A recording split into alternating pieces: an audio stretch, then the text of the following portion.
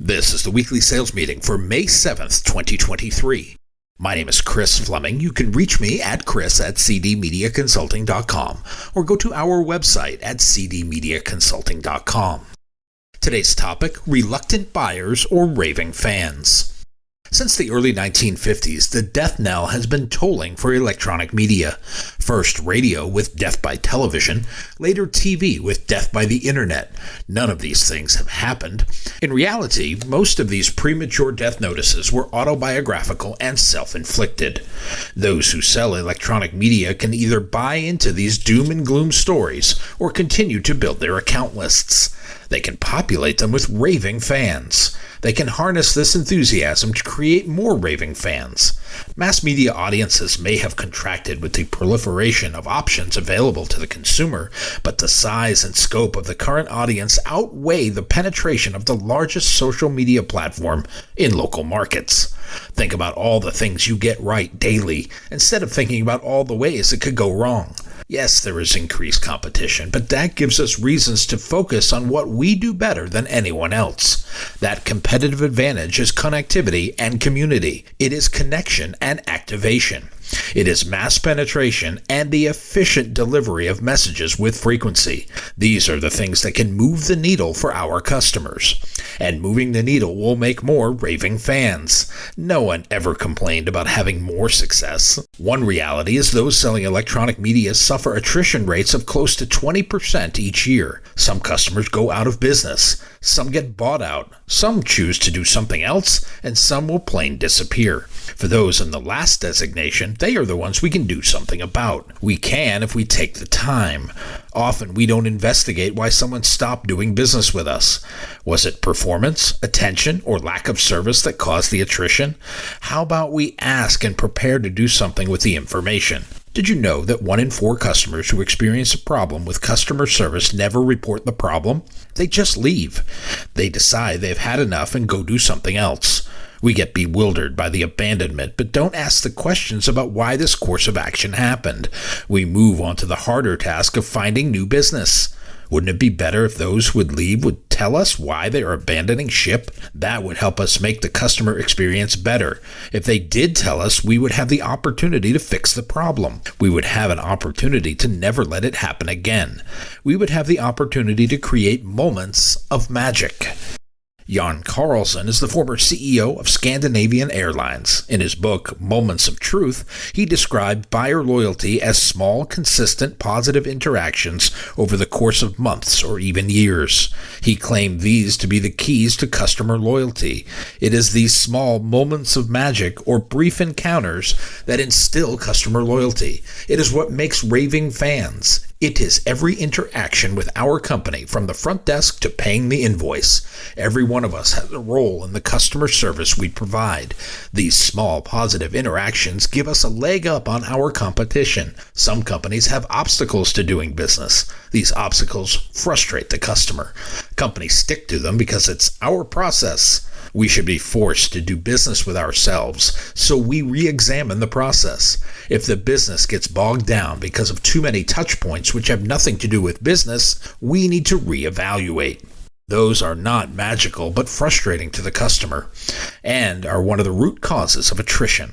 To the customer, it is a business choice to find a less frustrating option to work with. To them, there is no attrition, only an opportunity to do something easier. It is part of our job as business advisors to make the customer journey easy. Every interaction should be adding value to the relationship. We should not be making it harder to do business with us. One of the positives to come out of internet buying, based on customer feedback, is the ease of purchase. It goes on a credit card, or we use PayPal, which gets billed to a credit card. It is simple and easy, and the transaction is done. We could adapt this flexibility, but we have been resistant to making the customer journey easy. If every interaction was a net positive, it would reinforce the customer relationship with our company. It would reinforce the relationship with the seller. By playing off these small, positive moments, over time it tells our customers they can rely on us for more than a bill every month. By striving to make each customer interaction add value, we are living up to the promise we make at the beginning of each customer relationship. By calling ourselves marketing advisors or consultants, we make that promise of value. We claim our customers can rely on us for insight and info. They can rely on us to bring them the latest solutions. They can rely on us to look at their business problems from an outsider's view. We are saying, while they can buy advertising anywhere, they cannot buy our expertise. Another thing we can do is take the temperature of our clients. Sometimes it is a scary proposition to ask that question, but ask we must. It is the best way to maintain an atmosphere where constant feedback is welcome. Any issue that arises can be addressed. Staying in contact with your customers is a great way to create raving fans. Having them look forward to the visit rather than running out the back door when your car pulls up is even better. It helps when we master enthusiasm. We harness it. We exude it with every step and every word. Aldous Huxley was the 20th century English writer. While he was educated at Oxford, he spent the latter part of his life living in Los Angeles. Among his 50 published works was the 1954 novel The Doors of Perception. Although the title was borrowed from the writing of William Blake, the content was inspired by chemical imports to the body. From these writings, both Ray Manzarek and Jim Morrison would take inspiration. They may have taken other substances to form a rock band they called The Doors. Huxley claimed, "The secret of genius is to carry the spirit of the child into old age, which means never losing your enthusiasm. If selling is the transfer of confidence and emotion, enthusiasm is its vehicle." Self-help guru and motivational speaker Norman Vincent Peale is best known for his 1952 book, The Power of Positive Thinking. Some say he invented a whole new industry with his words. He claimed there is real magic in enthusiasm. It spells the difference between mediocrity and accomplishment. When you arrive to greet your customers, do you convey this enthusiasm? Or are you Chicken Little in full belief that the sky is falling? As we have discussed, our customers do not fear spending money on marketing plans. They fear not getting it back. If you can lay out a plan for their success that displays a more than probable, favorable outcome, your chance of success will increase. If you can do that with enthusiasm, it may even be believed. When you are enthusiastic, so too will be your customer. When they have a good experience and that success comes with it, you will create an ambassador of your brand. When you can lay out a plan for their success, transfer that emotion, and get buy-in, you will get your customers. When the experience matches the narrative and the projected outcome, you will get a customer for life. There was a time in the early to mid-1900s when Bethlehem Steel grew to be the second largest steel maker in the United States. At the height of American expansion, this company was one of the most important in that development. It was involved in major construction projects worldwide. It owned and operated major shipyards along the Atlantic coast. The company was involved in creating some of the world's landmarks. These include the Empire State Building, the Golden Gate Bridge, and the Trans-Siberian Railroad. You may not know that company, but you may have heard of the man in charge. Charles M. Schwab, no relation to the financial world's Charles R. Schwab, captained Bethlehem Steel. He believed in the power of enthusiasm as motivation. He claimed a man will succeed in anything about which he has real enthusiasm, in which he is genuinely interested, provided that he will take more thought about his job than the men working with him. The fellow who sits still and does what he is told will never be told to do big things. If we want to do big things and convince others of their worth, we have to do so with ardent enthusiasm. Your enthusiasm has to be genuine. It is not something you can fake. The American author and speaker Bo Bennett says faked enthusiasm is worse than bad acting. It is bad acting with the intent to deceive. He spent years studying the psychological impact of marketing and on consumer behavior. He also says enthusiasm is not the same as just being excited. One gets excited about going on a roller coaster. One becomes enthusiastic about creating and building a roller coaster. Beware confusing the two. If you are excitable, you may be seen as crazy. If you are enthusiastic, that feeling can transfer. And again, if we are in the transference business, getting your customer to believe what you believe goes a long way to making them raving fans of your work and your company's work. When it leads to success, this is always times 2. You have to help them make the leap. Many will start out as reluctant buyers. While they have heard of you and what you represent, they may not think of you as often as, say, some social media platform they use. As we said, a lot of people buy based on their own personal usage, believing that is what everyone else does. Love or hate the band Coldplay, they do have a large fan base. While I am not a fan of their sound, my wife is. Singer Chris Martin says we rely more on enthusiasm than actual skill. Whatever you do, do it enthusiastically and people will like it more. I am sure I will get hate mail for agreeing with him about the actual skill, but one cannot deny his energy and enthusiasm for his product. You have to be sold on yourself first.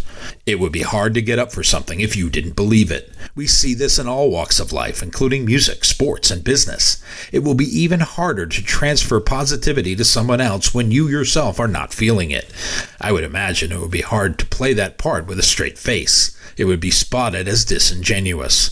Once you are labeled as such, good luck trying to convince anyone of your sincerity. That is not how long-lasting business relationships are formed. If you are pegged as a pretender, your reluctant buyer will become a non-existent buyer. You will have to work on another prospect. Representing electronic media has not gotten easier. No longer the shiny new toy, we can't rely on innovation to make us or keep us at the forefront of the conversation. We have to carve out our place in the marketing landscape by using the best currency we have. That currency is social proof, creating and holding the roster of raving fans having success using our products, building up the depth of assortment so our customers are using our platforms to put their best story forward, understanding what we can do and what we can't do, and trading on our strengths. We cannot allow our weaknesses to define our future role. We have to capture those peer validation stories of success and share them with enthusiasm with anyone who will listen. Buyers are reluctant to try anything out of the ordinary. They are tantalized by the shiny new toys on the internet, but lack the understanding and experience to harness their energy. They don't want to put in the work necessary to master another platform in an environment that is in flux. That is the advantage of electronic media sellers. The digital world focuses most of its effort at the consumer's purchase point. Our products work all across the marketing funnel. That is a huge story and a huge advantage we should tap. This takes work. It takes practice. It takes a dedication to your craft, a practice of your art. It takes an understanding of your merit and the impact of what you sell. It is not for those that want to wing it, but for those that are so confident in their ability to solve a customer problem. They have a roster of raving fans they represent and can't wait to talk to the next person about joining the team.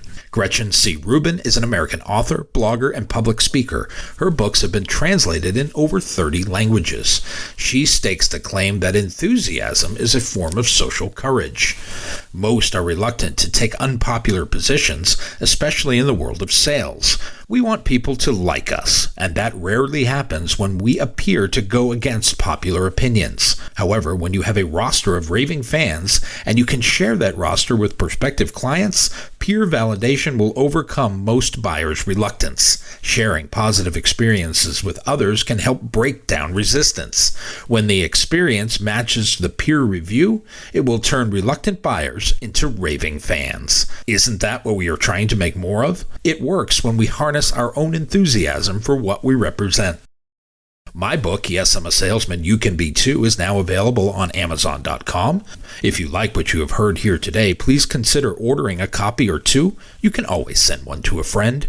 Go to cdmediaconsulting.com right now and follow the instructions to order.